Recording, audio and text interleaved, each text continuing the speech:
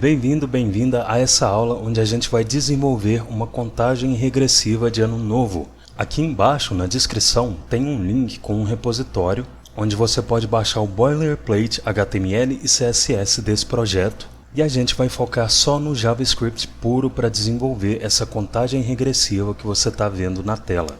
E esse timer vai ser completamente dinâmico, ou seja, quando o ano mudar, se você abrir esse temporizador daqui 5 anos, ele vai estar funcionando normalmente e vai exibir o próximo ano aqui. Se a gente recarregar a página, a gente vê um spinner exibido por 1 segundo antes que a contagem apareça. Independente da época do ano em que você esteja assistindo essa aula, o nosso objetivo aqui é treinar o nosso conhecimento sobre datas e temporizadores em JavaScript. E a gente vai fazer isso desenvolvendo essa aplicação agora. Então eu já baixei o repositório com os arquivos iniciais que eu linkei aqui na descrição. E eu tenho um index.html com a marcação da aplicação, um style CSS com os estilos dela e um app vazio. E se a gente olhar o browser, a gente vê o nosso contador zerado. Então eu vou pressionar F12 para que o console seja aberto. Vou posicionar esse DevTools aqui abaixo e a gente vai começar a desenvolver esse contador aqui no nosso app.js.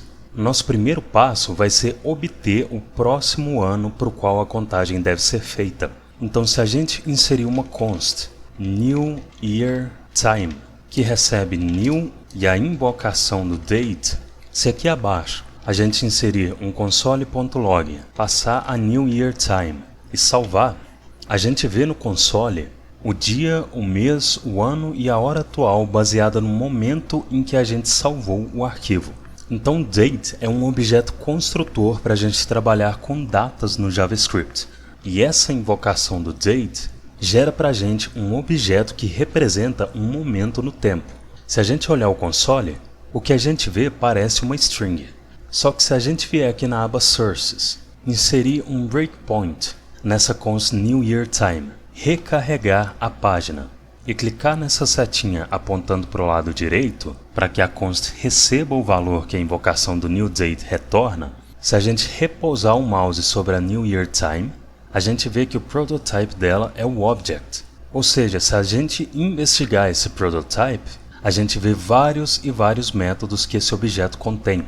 Isso significa que se aqui nesse console.log a gente encadear a invocação do getFullYear, por exemplo, se a gente salvar, remover esse breakpoint da New Year Time, recarregar a página e ver o console, a gente vê o ano atual. Só que um dos argumentos que essa invocação do date pode receber é uma string representando uma data. Então a gente vai inserir uma string com mês, dia, ano, hora, minutos e segundos. Então January 01 2021 e 0 horas, 0 minutos e 0 segundos. Se a gente exibir a New Year Time no console, a gente vê a data e agora, aos poucos, a gente vai construir essa data utilizando a string como argumento. Então, para a gente obter o próximo ano de forma dinâmica, aqui acima da New Year Time, a gente vai inserir uma const next year que recebe a invocação de um new date.getFullYear. E como a gente sabe que essa expressão vai resultar no ano atual, a gente pode somar 1 a ela. Então, a gente pode inserir uma interpolação da next year aqui nesse 2021 para que esse valor seja dinâmico. Só que para fazer isso, eu vou transformar essa string em uma template string. Então eu vou selecionar essa aspa simples do começo da string, vou pressionar Ctrl D para que a próxima ocorrência desse mesmo caractere seja selecionada e vou inserir as crases para que essa string seja uma template string. Se aqui no 2021 a gente inserir uma interpolação da next year e salvar, a gente vê no console que esse 2021 agora está sendo renderizada de forma dinâmica. Então quando 2021 chegar, a gente não vai ter que atualizar o próximo ano manualmente. E agora, aqui abaixo, a gente vai criar e invocar uma função updateCountdown que vai atualizar o nosso contador. Mais à frente, depois que a gente fizer os cálculos do nosso contador, a gente vai fazer essa função ser invocada a cada segundo. Mas, por agora, a gente vai remover esse console.log daqui e vamos inserir uma const update countdown que recebe uma função. E aqui abaixo, a gente vai invocar essa função. E dentro dessa função, primeiro a gente vai obter a diferença entre as 0 horas do primeiro dia do ano que vem, que está armazenado nessa const New Year Time. A gente vai obter em milissegundos a diferença entre essa data e a data atual. Para obter a data e horário atual, a gente vai invocar um new date e armazenar ele em uma const. Então const current time recebe a invocação de um new date. E para obter a diferença entre as 0 horas do primeiro dia do ano que vem e a data atual, a gente vai inserir uma const difference que recebe new year time subtraído por current time. Se aqui abaixo a gente inserir um console.log, passar a difference e salvar, esse número que a gente está vendo é a quantidade de milissegundos que faltam para a gente chegar às 0 horas do primeiro dia do ano que vem. E agora a gente precisa calcular os dias, horas, minutos e segundos que esse número representa. E isso vai ser um cálculo gradual que a gente vai fazer aos poucos. Para obter a quantidade de dias que faltam para o dia 1 do ano que vem chegar, acima desse console.log, a gente vai inserir uma const days que recebe a invocação do math.floor. E dentro dessa invocação do floor, a gente vai inserir difference dividido por 1000. O que vai acontecer aqui? Essa divisão vai resultar no número de segundos, só que esse número vai vir quebrado, ele vai vir com casas decimais devido aos milésimos.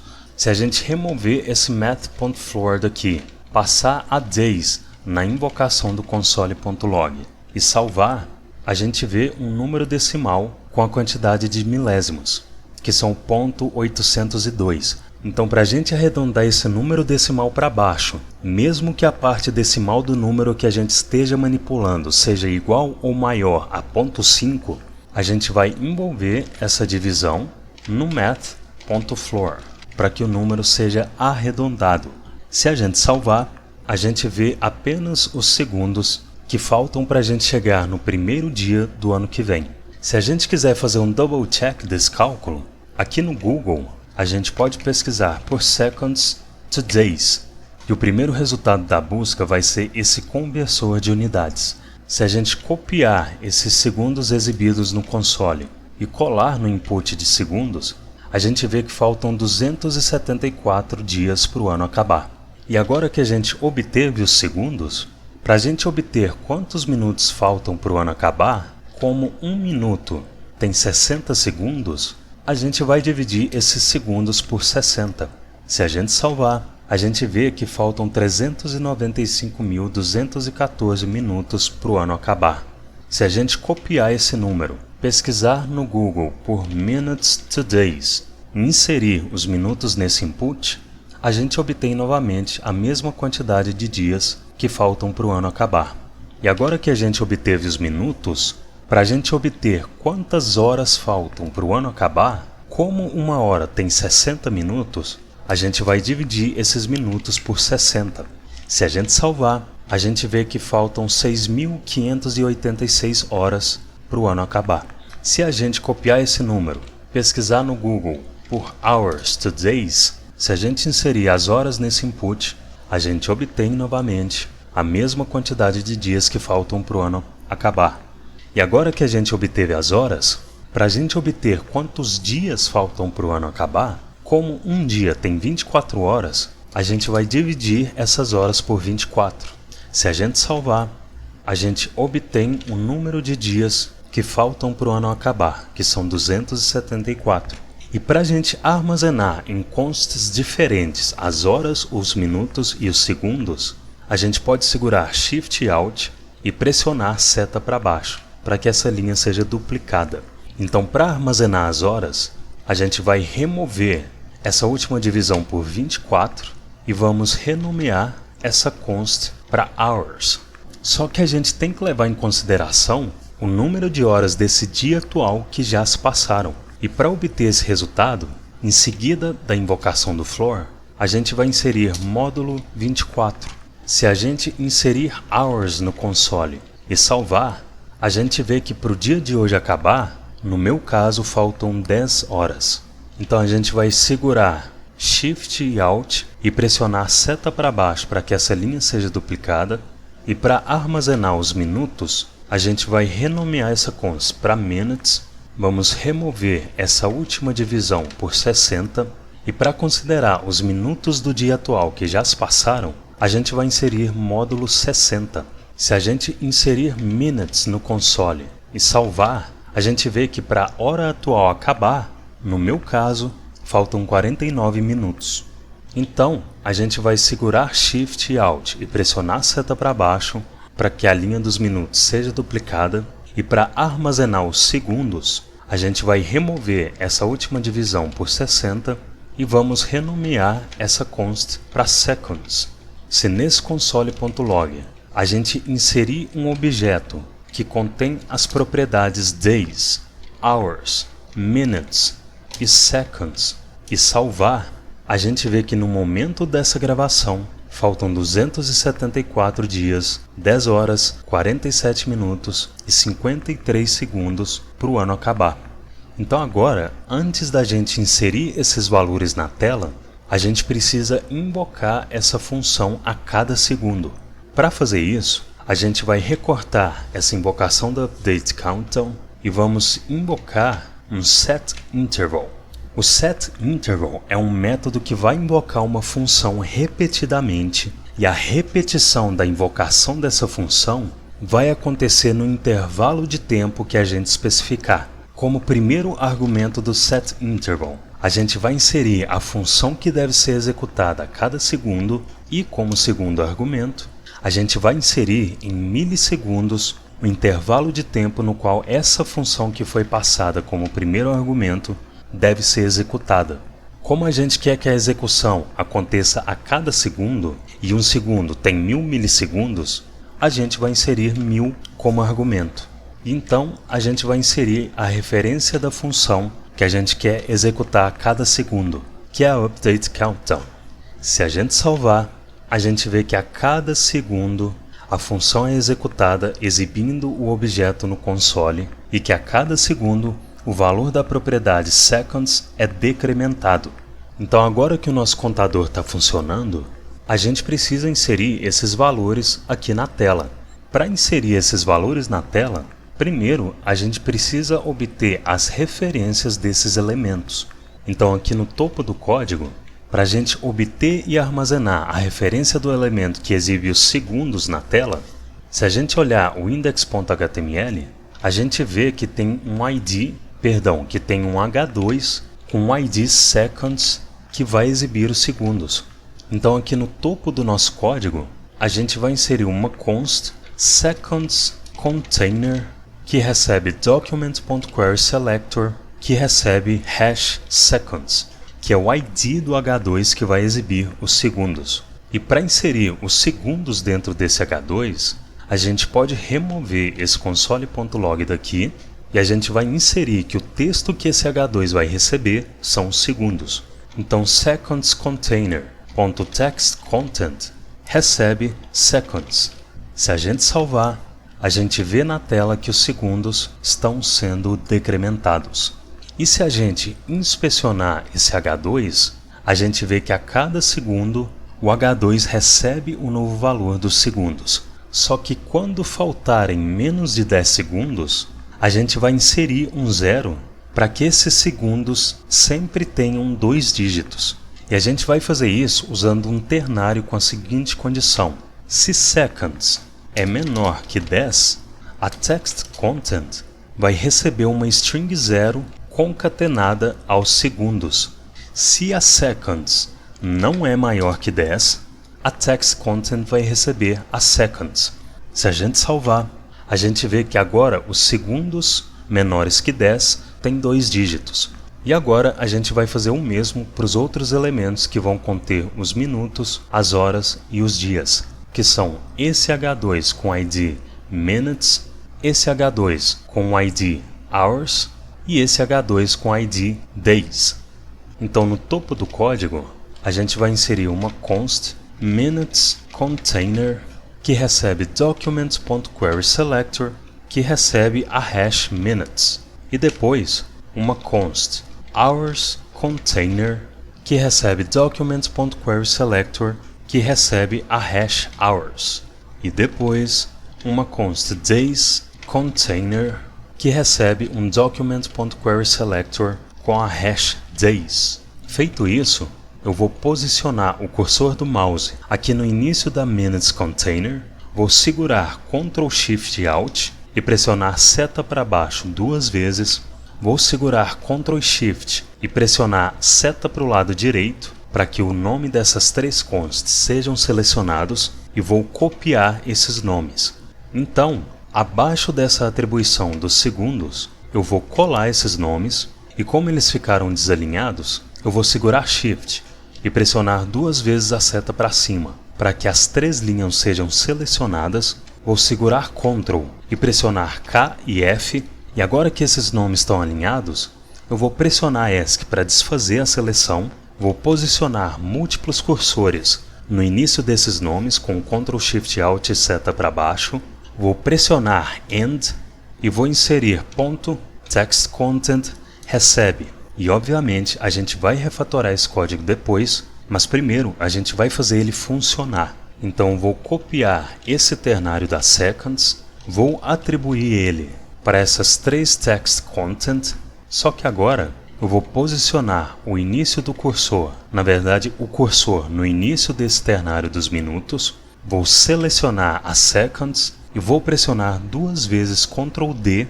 para que as 2 próximas ocorrências dessa string sejam selecionadas e vou inserir a minutes. E aqui nas outras TextContent eu vou fazer exatamente a mesma coisa. Se a gente salvar, a gente vê que faltam 274 dias, 10 horas, 34 minutos e 5 segundos para o ano acabar. Só que observa o seguinte, se a gente atualizar várias vezes a página, a gente vê que antes dos valores serem exibidos, eles ficam zerados por 1 segundo. Então agora a gente pode implementar a exibição dinâmica do próximo ano na tela, no background, e implementar o spinner que vai ser exibido por 1 segundo ao invés dos zeros que estão sendo exibidos antes do contador aparecer. Aqui no topo do nosso body, a gente tem uma div vazia com ID year. Então a gente vai obter e armazenar a referência desse elemento no DOM. E a gente vai dizer que o conteúdo dele é um texto com o próximo ano. Então aqui no topo do nosso código, a gente vai inserir uma const next year container que recebe document.querySelector com a hash year. E agora que a gente obteve essa referência, acima da update countdown, a gente vai inserir next year container.textContent recebe next year. Se a gente salvar, a gente vê o próximo ano esmaecido no background.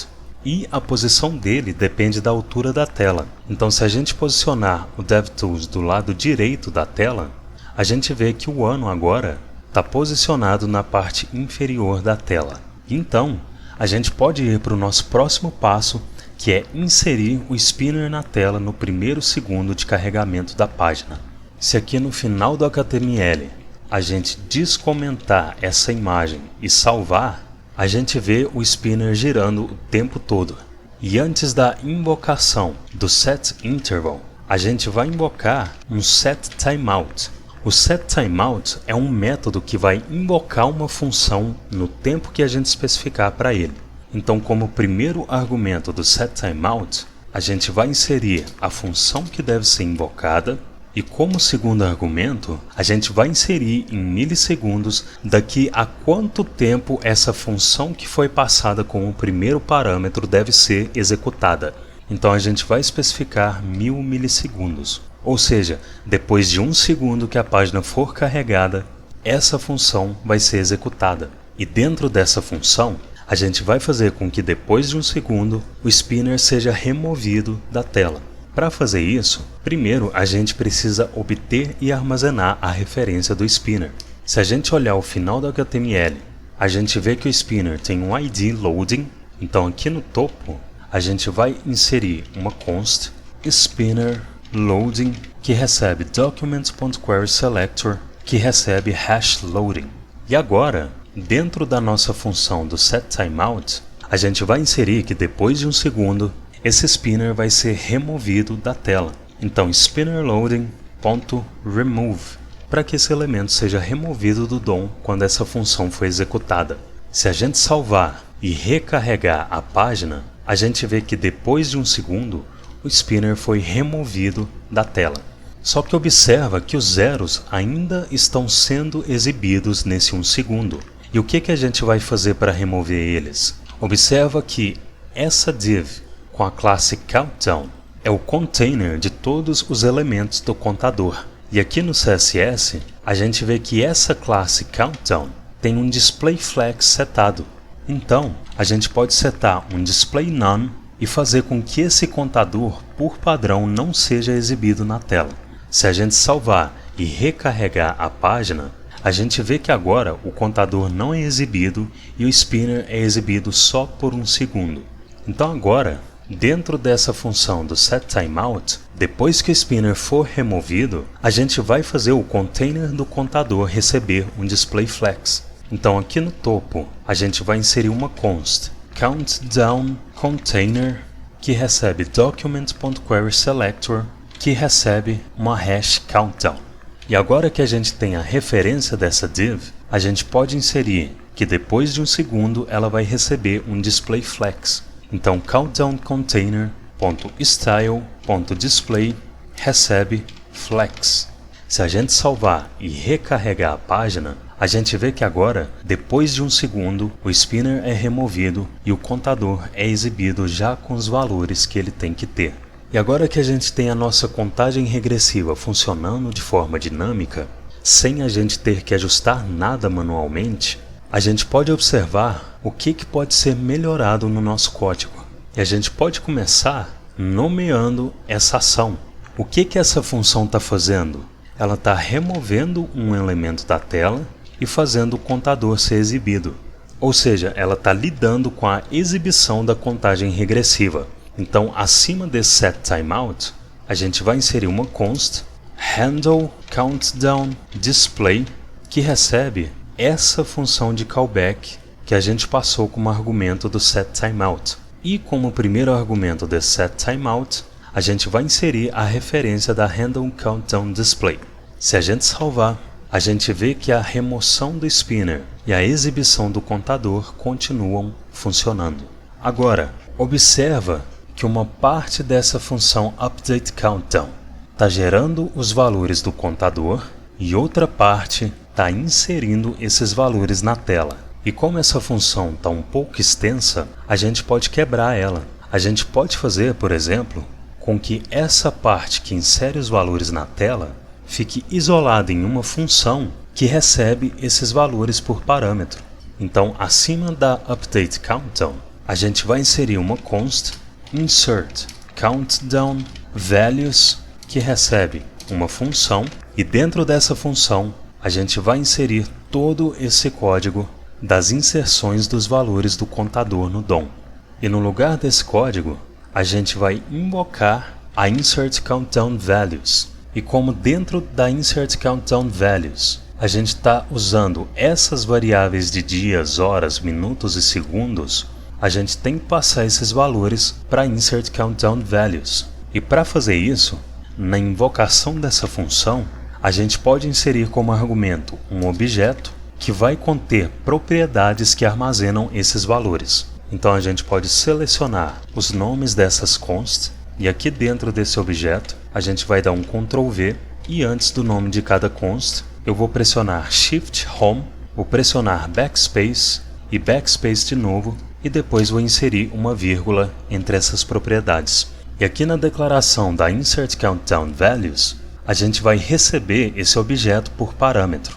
E para não precisar usar a sintaxe objeto.propriedade dentro dessa função, a gente vai fazer um destructuring nesse objeto que está sendo recebido aqui.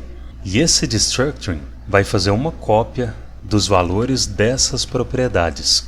Se a gente salvar, a gente vê que a exibição do contador continua funcionando normalmente. E agora, a gente pode eliminar a repetição desse ternário. Observa que em todos eles, a condição é a mesma e o que varia entre eles é só a unidade de tempo na qual o zero deve ser ou não adicionado.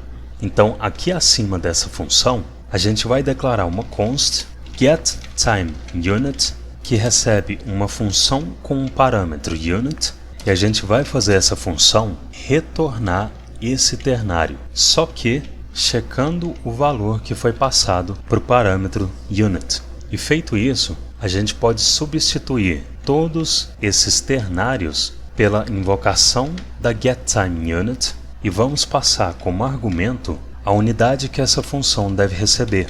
Se a gente salvar, a gente vê que o contador regressivo continua funcionando normalmente, mas agora a gente tem um código mais organizado, legível e manutenível. E com isso, a gente chega ao fim de mais uma aula onde a gente desenvolveu uma aplicação com JavaScript puro. Se você ficou até o fim dessa aula, parabéns pelo esforço, muito obrigado por me acompanhar até aqui e até a próxima aula. Um abraço.